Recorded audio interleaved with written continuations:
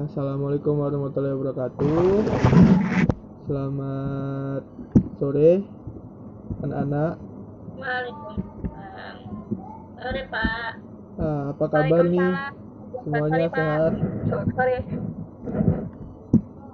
Baiklah, sebelum memulai pembelajaran pada sore hari ini,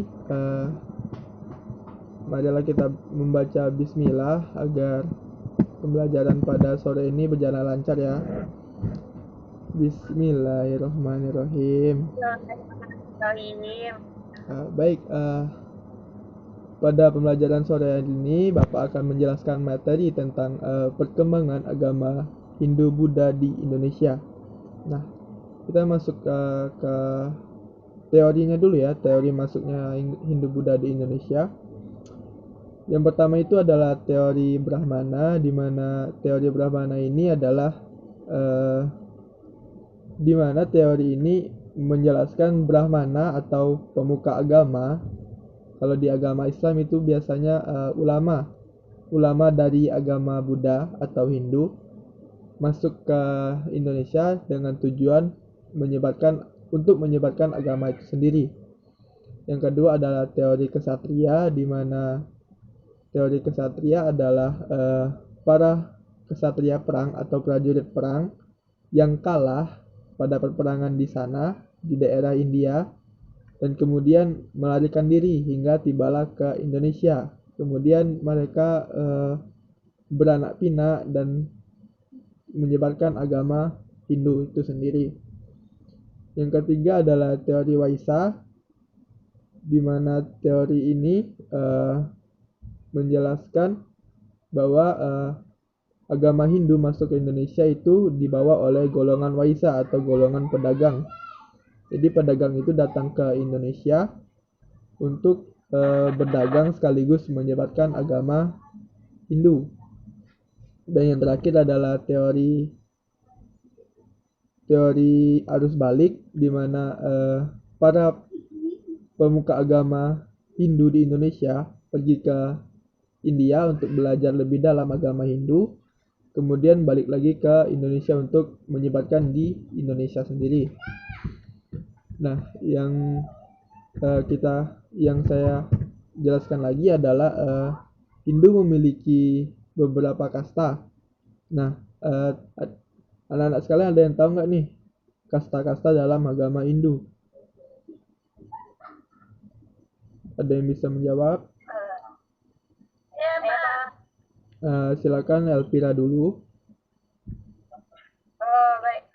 Di dalam agama Hindu, kasta yang saya tahu itu pertama paling tinggi itu kasta Brahmana, kedua itu kasta Ksatria, keempat ketiga itu Waisya, dan kelimanya Sudra, Pak. Itu yang saya ketahui, Pak. Oke, Deska? Sama, Pak.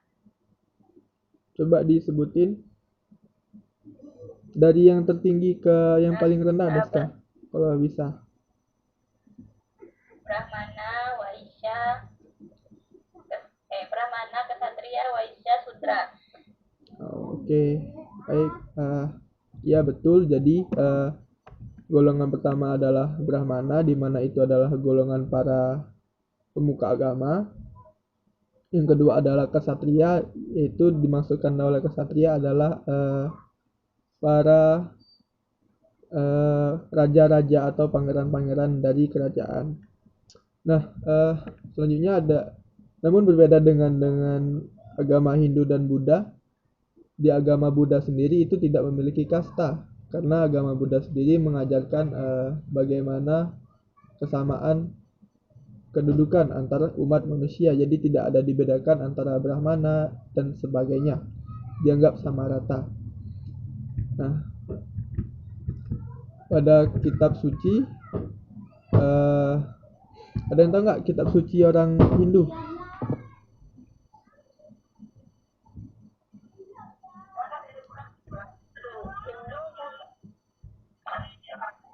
Maaf, Pak, terputar, Pak. Dia sama Tripitaka itu. Nah, untuk agama Hindu itu ada Weda ya. Kitab sucinya Weda.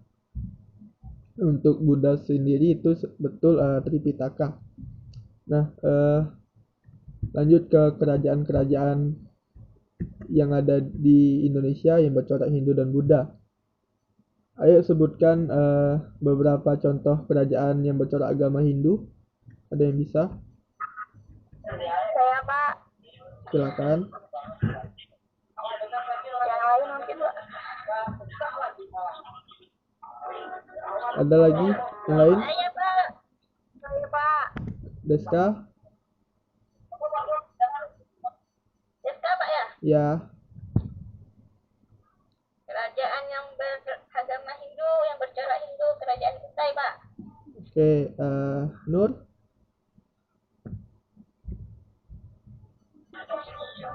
Pak. Pak. Ada lagi? Majapahit. Majapahit.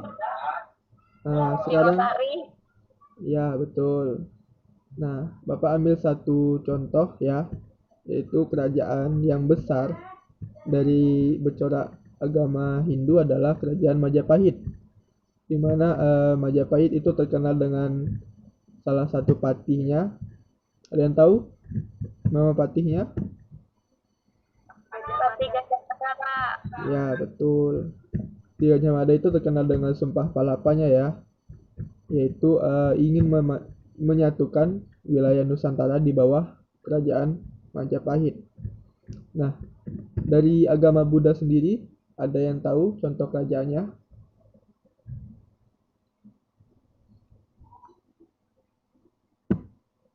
Ada yang tahu nggak contoh kerajaan yang bercorak agama Buddha? Sriwijaya bukan Pak? Ya, Sriwijaya. Nah, untuk agama Buddha sendiri itu yang terkenal adalah Sriwijaya. Jadi Sriwijaya ini berdiri sekitar abad 7 di Sumatera, yaitu tepatnya di Palembang ya. Nah, wilayah kekuasaannya itu mencakup seluruh dari Sumatera pada saat ini dan hampir juga seluruh Nusantara atau Indonesia. Kerajaan Sriwijaya itu terkenal sebagai negara maritim yang kuat pada masanya dan juga terkenal sebagai pusat dari pembelajaran agama Buddha di Asia Tenggara. Jadi banyak sekali dari negara-negara tetangga pada masa itu belajar tentang agama Buddha dan langsung datang ke kerajaan Sriwijaya karena itu adalah pusatnya. Nah, untuk peninggalan-peninggalannya dari Hindu dan Buddha, ada yang tahu apa saja? Candi Pak. Prasasti. Ya, ada candi dan prasasti. Patung Pak. Apa lagi? Relif, patung. Relif dan arca ya. Baik, dari kerajaan Majapahit tadi yang sudah Bapak sebutkan Majapahit, ada yang tahu contoh peninggalannya?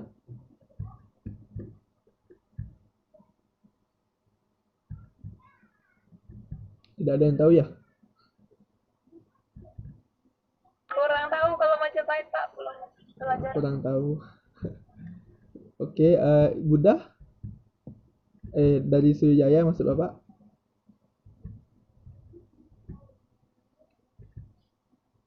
Ada yang tahu? Tidak ada ya? Saya Pak. Apa tuh? Pak, nggak kedengeran. Apa tuh Isan? Prasasti kebun kopi sama prasasti kedukan bukit. Oke. Terus ada lagi? Nah, untuk Sriwijaya sendiri kita bisa lihat di daerah kita sendiri yaitu ada di Muaro Jambi. Itu adalah candi-candi. Banyak sekali candi di sana yang merupakan juga kompleks percandian terluas se-Asia Tenggara. Jadi kita harus bangga ya karena kita memiliki warisan budaya yang sangat baik. Nah, dari penjelasan tadi ada yang ingin ditanyakan?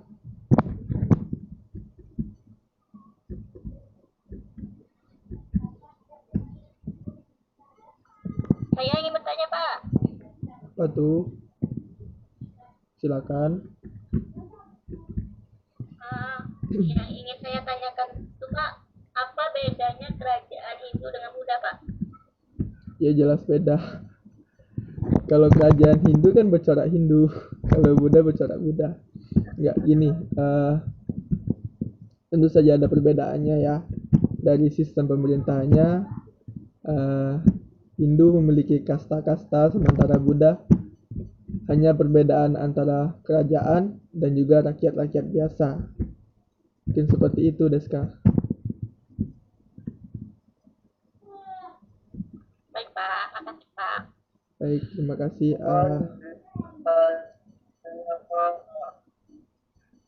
Oke, mungkin cukup ya untuk pertemuan kali ini. Terima kasih atas waktunya dan keaktifan kalian semua. Jangan lupa mengulang pembelajaran di rumah. Bapak akhiri, wassalamualaikum warahmatullahi wabarakatuh.